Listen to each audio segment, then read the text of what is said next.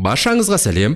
Бүгінгі видеороликте біз Blender бағдарламасының компьютерге қалай жүктеп, орнатуды үйренеміз. Ең алдымен өзіңізге ыңғайлы браузерде blender.org деген сайтқа барамыз. Бұл Blenderдің ресми, яғни официальный сайты.